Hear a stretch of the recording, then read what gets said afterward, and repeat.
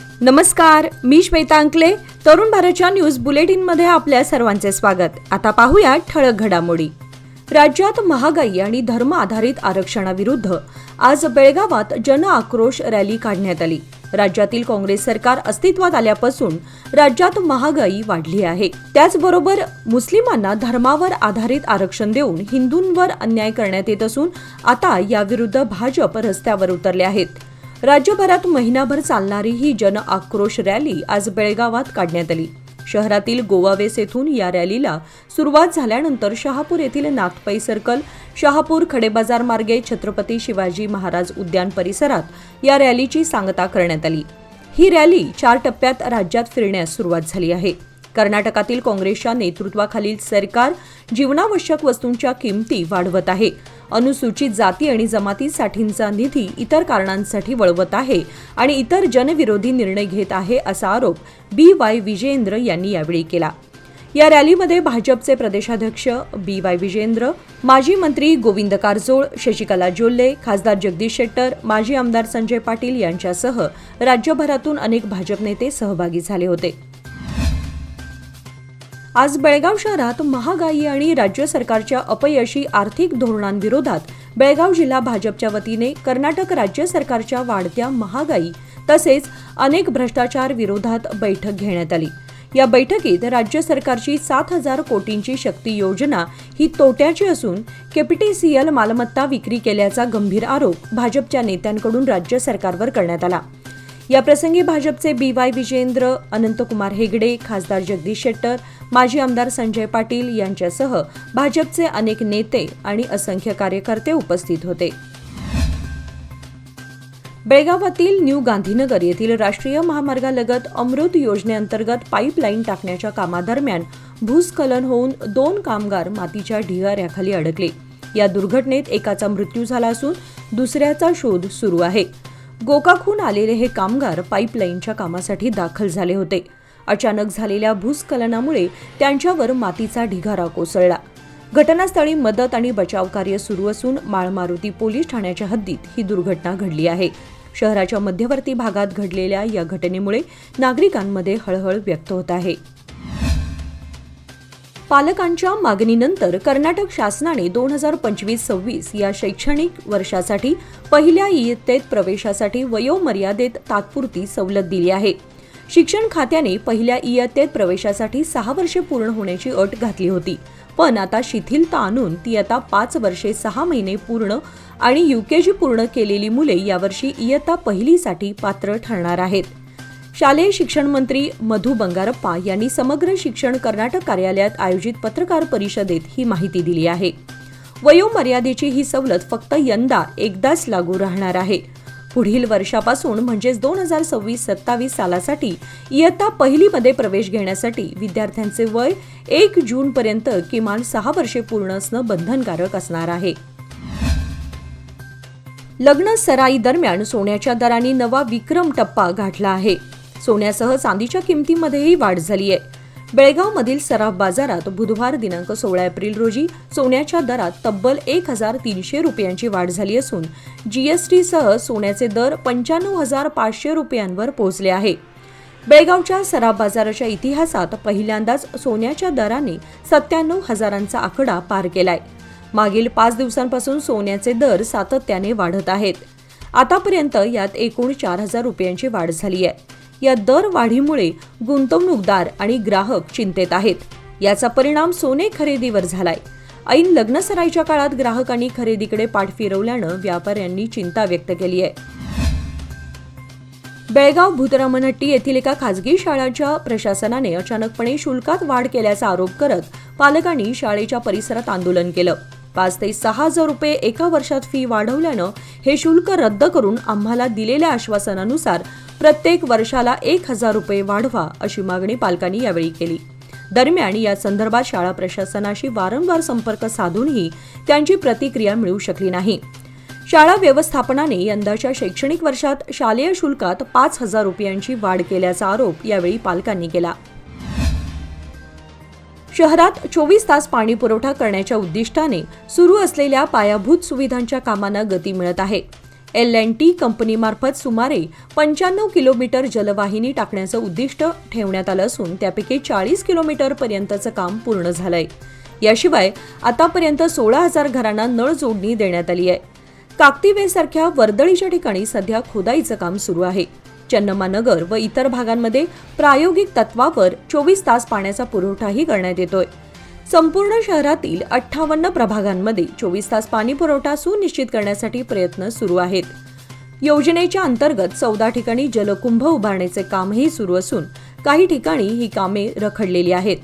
मनपा बैठकीत L&Tचे अधिकारी धीरज उभ्यंकर यांनी 2026 पर्यंत संपूर्ण योजना पूर्ण होईल असा दावा केला.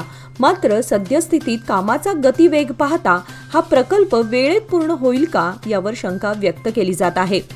शहरवासियांना अखंड पाणी पुरवठा मिळावा यासाठी यंत्रणा कार्यरत असली तरी प्रत्यक्ष कामाच्या वेगावरच यश अवलंबून आहे. बेळगाव येथे ब्रह्मदेव कुस्ती संघटना मजगाव आयोजित भव्य आंतरराष्ट्रीय कुस्ती मैदानाचे आज बुधवार दिनांक 16 रोजी ब्रह्मदेव कुस्ती आखाडा तलाव येथे आयोजित करण्यात आले. या मैदानात प्रमुख कुस्ती महाराष्ट्र चॅम्पियन शिवा पुणे विरुद्ध आंतरराष्ट्रीय पदक विजेता सोहेल इराण, दुसऱ्या क्रमांकाची कुस्ती अमित कुमार विरुद्ध उपमहाराष्ट्र केसरी बाळू बोडके, तिसऱ्या क्रमांकाची कुस्ती डबल कर्नाटक केसरी कार्तिक काटे विरुद्ध आंतरराष्ट्रीय पदक विजेता मिलाद इराण, चौथ्या क्रमांकाची कुस्ती महाराष्ट्र चॅम्पियन शुभम कोळेकर गंगावेश विरुद्ध महाराष्ट्र चॅम्पियन श्रीमंत भोसले इचलकरंजी, पाचव्या क्रमांकाची कुस्ती शिवा दड्डी दर्गा व करण हरियाणा यांच्यात आयोजित करण्यात आली होती. याशिवाय 50हून अधिक कुस्त्यांचे तसेच महिला कुस्तीला प्राधान्य देण्याकरिता महिलांच्या लढती आयोजित करण्यात आल्या होत्या. यासाठी ब्रह्मदेव कुस्ती संघटना कमिटीचे अध्यक्ष शिवाजी पट्टण, उपाध्यक्ष चंद्रकांत देसाई, सेक्रेटरी सुकुमार गौरांना, उपसेक्रेटरी राजन मजूकर, पांडू गौडण्णावर, सुनील गौरांना, श्रीपाल पुजारी, मल्लापा मजूकर, वासू परमाज, दीपक सातगौडा, पवन काकतकर आदी सदस्य आणि कार्यकर्ते यांनी अथक परिश्रम घेतले. या कुस्तीचे लाईव्ह प्रसारण तरुण भारत न्यूज या यूट्यूब चॅनेलद्वारे करण्यात आल्याने अनेक नागरिकांना घर बसल्या आपल्या मोबाईलवर याचा आनंद घेता आला. लोकमान्य एज्युकेशन सोसायटीचे संस्थापक तसेच दैनिक तरुण भारतचे सल्लागार संपादक डॉक्टर किरण ठाकूर यांच्या प्रेरणेतून आणि संकल्पनेतून खानापूर येथे लोकमान्य एज्युकेशन सोसायटीच्या माध्यमातून विठ्ठलराव यशवंतराव चव्हाण तांत्रिक महाविद्यालयात सुरू करण्यात आले आहे.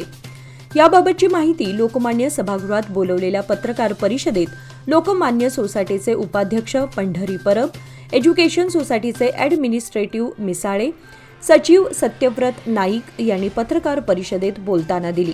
यावेळी महाविद्यालयाच्या प्राचार्या कदम, प्रकाश चव्हाण आणि अरुण बडिगेर हे उपस्थित होते. सुरुवातीला सत्यव्रत नाईक यांनी उपस्थितांचे स्वागत करून प्रस्तावित केले. यानंतर पंढरी परब यांनी लोकमान्य संस्थेच्या वाटचालीचा आढावा घेतला.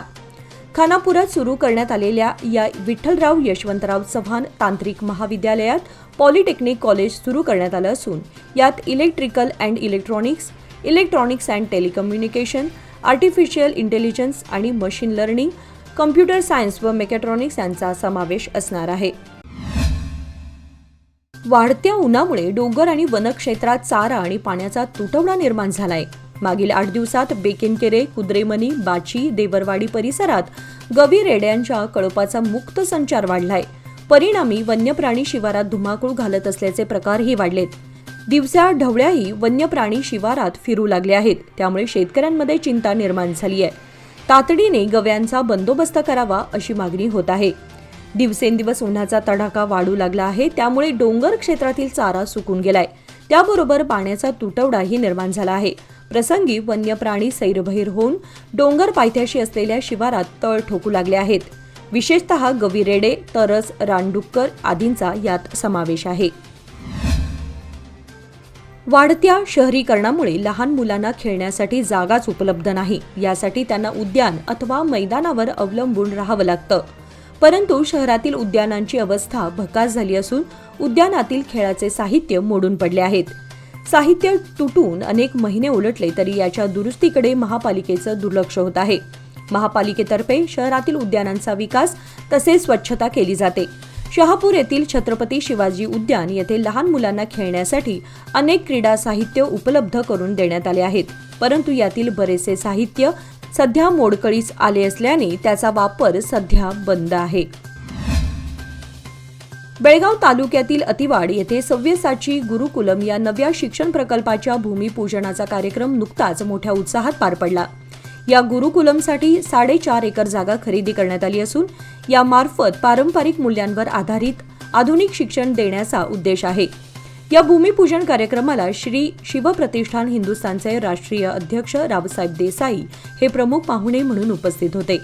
तसेच व्यासपीठावर महाजन गुरुजी, सुनील लाड, विनय चोपदार, रोहित भोर तसेच बेळगावचे महापौर मंगेश पवार, उपमहापौर वाणी जोशी, भाजप मंडळ अध्यक्ष धनंजय जाधव यांच्यासह अनेक मान्यवर उपस्थित होते. गुरुकुलमच्या स्थापनेमुळे ग्रामीण भागातील विद्यार्थ्यांना गुणवत्तापूर्ण आणि संस्कारक्षम शिक्षण मिळण्यास मदत होणार आहे. बेळगाव तालुक्यातील बिजगर्णी गावची ग्रामदेवता श्री महालक्ष्मी देवीचा वाढदिवस मोठ्या भक्तिभावात आणि उत्साहात साजरा करण्यात आला. यावेळी देवीसमोर केक कापून भक्तांनी आनंदोत्सव साजरा केला. गावात 2 दिवस पाळणूक ठेवण्यात आली होती आणि त्या पार्श्वभूमीवर देवीचा भंडारा पारंपरिक पद्धतीने साजरा करण्यात आला. या काळात ग्रामस्थांनी भक्तिभावाने देवीच्या चरणी अन्नदान केले. वाढदिवसाच्या दिवशी ओटी भरण्याचा सोहळा हे विशेष आकर्षण ठरले. महिलांनी पारंपरिक पेहरावात देवीची ओटी, साडी, नारळ, फळे आणि हळदी कुंकवाने भरून पूजा केली. या कार्यक्रमामध्ये मोठ्या संख्येने ग्रामस्थ, महिला मंडळ तसेच तरुण मंडळांनी सक्रिय सहभाग दर्शवला होता. देवीच्या आशीर्वादाने गावात सुख, शांती आणि समृद्धी लाभो अशी प्रार्थना करत संपूर्ण गावाने एकत्र येऊन हा उत्सव साजरा केला. या प्रसंगी वसंत अष्टेकर, श्रीरंग भाष्कळ, विष्णू मोरे, मारुती जाधव, गोपाळ पाटील, ग्रामपंचायत सदस्य संदीप अष्टेकर, जकाप्पा मोरे, मनोहर बेळगावकर आदी उपस्थित होते. परमपूज्य सद्गुरू श्री अनिरुद्ध बापू यांच्या मार्गदर्शनाने संपूर्ण भारतामध्ये 128 ठिकाणी अनिरुद्धाज अकॅडमी ऑफ डिझास्टर मॅनेजमेंटतर्फे महारक्तदान शिबिर आयोजित करण्यात आले होते.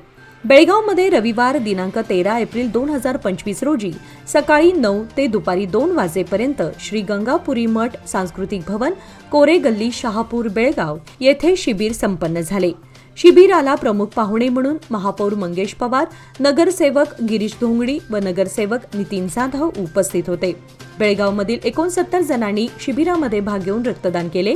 तसेच संपूर्ण भारतात झालेल्या या महारक्तदान शिबिरामध्ये 14,974 जणांनी रक्तदान केले.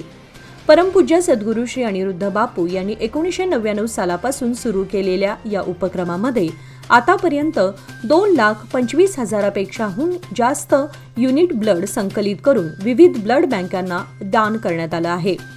विविध राज्यात झालेल्या या शिबिरासाठी श्री अनिरुद्ध आदेश पथक, श्री अनिरुद्ध समर्पण पथक, दिलासा medical trust and rehabilitation centre या संस्था सहभागी होत्या. बेळगावमध्ये श्री अनिरुद्ध उपासना केंद्र बेळगाव तर्फे शिबिर आयोजित करण्यात आले होते. विविध ठिकाणी झालेल्या रक्तदान शिबिरामध्ये 176 ब्लड बँक्स सहभागी झाल्या होत्या. आज बेळगावातील धामणे या गावात बुधवारी सकाळी 11 वाजता एक हृदयद्रावक घटना घडली. या प्रकरणी पोलिसांनी मोठ्या भावाला अटक केली आहे. एका क्षुल्लक कारणातून मोठ्या भावाने केलेल्या जबर मारहाणीत लहान भावाचा मृत्यू झाला. यापूर्वीही व्यसनाधीनतेमुळे दोघा भावांमध्ये नेहमी भांडण झाले होते. वडील नाहीत, त्यात आई अंध आहे. दरम्यान या दोघा भावंडांमध्ये झालेल्या एका क्षुल्लक कारणातून धाकट्या भावाचा मृत्यू झाला. त्यामुळे आधीच अंध असलेल्या आईच्या जीवनात आणखीनच अंधार पसरलाय. लक्ष्मण भरमा बाळेकुंद्री वय 28 असं मयत झालेल्या भावाचं नाव असून मारुती भरमा बाळेकुंद्री वय 30 असं आरोपी मोठ्या भावाचं नाव आहे. पोलिसांनी घटनास्थळी पोहोचून पंचनामा केला आणि आरोपी मारुती याला ताब्यात घेतलंय. शांतता आणि सौहार्दतेला वारंवार धोका निर्माण करणारे भडकाऊ विधान करणारे विजापूर शहराचे आमदार बसनगौडा पाटील यत्नाळ यांच्या विरोधात कठोर कारवाई करण्यासाठी मुख्यमंत्री यांच्यावर दबाव आणावा अशी मागणी करत काँग्रेसच्या अल्पसंख्याक घटकाच्या जिल्हाध्यक्ष शकील बागबारे यांच्या नेतृत्वाखालील शिष्टमंडळाने विधान परिषद सदस्य आणि केपीसीसी अल्पसंख्याक विभागाचे अध्यक्ष अब्दुल जब्बार यांना निवेदन सादर करण्यात आले. भाजपचे प्रदेशाध्यक्ष BY विजेंद्र यांच्या प्रमुख उपस्थितीत निपाणीत मंगळवारी डॉ. बाबासाहेब आंबेडकर यांच्या पदस्पर्श शताब्दी सोहळा पार पडला. या सोहळ्यात भाजप नेत्यांनी काँग्रेसवर टीकांचे एकामागोमाग एक असे बाण सोडले। याच कार्यक्रमात सभापतींसह आम्ही काँग्रेसचे म्हणणाऱ्या 4 नगरसेवकांनी सक्रिय सहभाग नोंदवला। यातून सदर नगरसेवकांचा भाजप प्रवेश जवळपास निश्चित झाला असल्याची चर्चा सुरू झाली आहे। निपाणी येथील खरी कॉर्नर येथे महामार्गावर निवारा शेड नसल्यानं प्रवाशांची गैरसोय होत आहे। त्यातच उन्हाळ्याचे दिवस असल्याने प्रवासी वर्गाला रस्त्यावरच उन्हात थांबणं मोठं कठीण झालंय। याची दखल घेताना निवारा शेड उभारण्यात यावं अशी मागणी होत आहे। महामार्गावर सध्या 6 पदरीकरणाचं काम चालू असून खरी कॉर्नर महामार्गानजीक असलेले निवारा शेड हे काही दिवसांपूर्वी पाडण्यात आले होते। त्यामुळे प्रवाशांची गैरसोय होत आहे। 6 पदरीकरणाच्या कामाच्या पूर्ततेवेळी दोन्ही बाजूला निवारा शेड उभारण्याची गरज असल्यानं लवकरात लवकर 6 पदरीकरणाचं काम पूर्ण करून दोन्ही बाजूला होणारी प्रवाशांची गैरसोय टाळावी अशी मागणी प्रवासी वर्गातून होत आहे। याचबरोबर आजचे बातमीपत्र इथे संपले। अधिक माहिती आणि ताज्या घडामोडींसाठी पाहत रहा तरुण भारत न्यूज चॅनेल। तसेच आमच्या चॅनलला लाईक, शेअर आणि सबस्क्राईब करायला विसरू नका। आणि विश्वासार्ह बातम्यांसाठी दररोज वाचा दैनिक तरुण भारत। धन्यवाद।